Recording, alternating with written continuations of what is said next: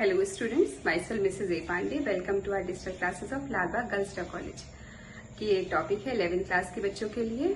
इस टॉपिक का नाम है शिक्षा के उद्देश्य। शिक्षा के उद्देश्य दो प्रकार के हैं, व्यक्तिगत उद्देश्य और सामाजिक उद्देश्य। व्यक्तिगत उद्देश्य और सामाजिक उद्देश्य को जानने से पहले ये जानना जरूरी होगा कि उद्देश्य क्या होता है। उद्देश्य वह अभिष्ट कार्य है जिसको करने के लिए व्यक्ति क्रियाशील होता है और वो समझता है कि जीवन में हमें किसी भी कार्य को करने के लिए भविष्य में हम उस कार्य को कितना वो कार्य हमारे लिए उपयोगी है और कितना हमारे लिए वो महत्वपूर्ण है। उद्देश्य के बिना, जैसे हम अगर देखें तो उद्देश्य के बिना किसी कार्य को करना एक कोरी कल्पना है। उद्देश्य रहित कोई भी कार्य होगा, उस कार्य को हम देखते हैं, उस कार्य में समय तो अधिक लगता ही है, साथ ही उस कार्य को करने के पश्चात कोई भी हमें उससे कोई पॉजिटिव किसी भी प्रकार की कोई पॉजिटिव हमें विचारधारा नहीं दिखाई देती। तो अब हम आते हैं शिक्षा के उद्देश्य, जिसमें व्यक्तिगत उद्देश्य और सामाजिक उद्देश्य।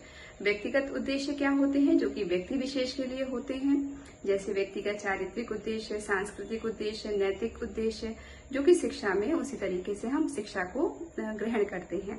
सामाजिक उद्देश्य यानी वो उद्देश्य जो कि एक व्यक्ति के लिए समाज में उनका एक महत्वपूर्ण स्थान बनाते हैं। अब इस टॉपिक को पढ़ने से पहले ये जानना अत्यंत जरूरी है कि उद्देश्य की आवश्यकता क्यों हुई। तो उद्देश्य की आवश्यकता सबसे पहले देखें तो प्रेरणा क्या है? प्रेरणा किसी भी कार्य को करना, जारी रखना और उस कार्य को अंत तक करने की प्रक्रिया है।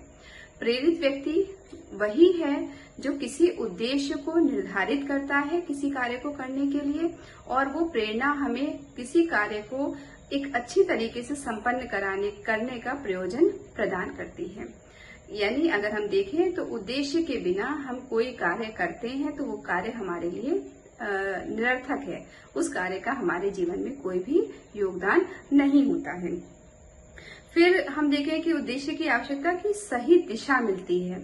उद्देश्य पूर्ण कार्य करने के पश्चात अगर बालक को मालूम है कि ये कार्य किसी उद्देश्य में निहित है या उद्देश्य पूर्ण है, तो उस कार्य को करने में आगे उसे दिशा मिलती है। उसके बाद हम देखें, बालक एवं शिक्षक को सतत प्रयत्नशील रहने के लिए भी उद्देश्य का होना अत्यंत जरूरी है। अगर उदाहरण के रूप में अगर हम देखें कि सपोज करिए आपको कहीं किसी गंतव्य तक पहुंचना है, किसी स्थान पर पहुंचना है, तो आपको मालूम है कि उस स्थान पर पहुंचने के लिए क्यों आप प्रयासरत हैं, क्यों आप उस स्थान पर जाना चाहते हैं। ये इसके लिए क्या जरूरी है कि इसका मतलब है कि आप किसी उद्देश्य को लेके उस स्थान पर जाकर उस अपने उद्देश्य की पूर्ति को करते हैं। जैसे एक नाविक है, वो जब नदी में नाव चलाता है तो उसका उद्देश्य क्या होता है कि उन लोगों को एक पार से इस नाव के माध्यम से दूसरे पार तक, दूसरे किनारे तक पहुंचाना, वो भी उसका एक उद्देश्य है। तो हम देखें तो शिक्षा में उद्देश्य का होना अत्यंत जरूरी है। किसी भी कार्य को करने के लिए हमें उद्देश्यपूर्ण होना हमारा इसलिए जरूरी है क्योंकि वो कार्य अंत तक हमें उस कार्य को पूरा करने की प्रेरणा देता है। तो ये थे हमारे शिक्षा के उद्देश्य, व्यक्तिगत और सामाजिक, और इसकी आवश्यकता क्यों हुई। आगे की वीडियोज में मैं बताऊंगी आपको कि इसका महत्व क्या है, उद्देश्य का क्या, अगर हम देखें व्यापक अर्थ क्या है, व्यक्तिगत उद्देश्य के अंतर्गत कौन कौन सी बातें आती हैं और सामाजिक उद्देश्य के अंतर्गत कौन कौन सी बातें आती हैं। इस टॉपिक को ध्यान से पढ़ेंगे और इसके नोट्स तैयार करेंगे। नेक्स्ट वीडियो में फिर से मिलते हैं आपसे। Thank you so much girls.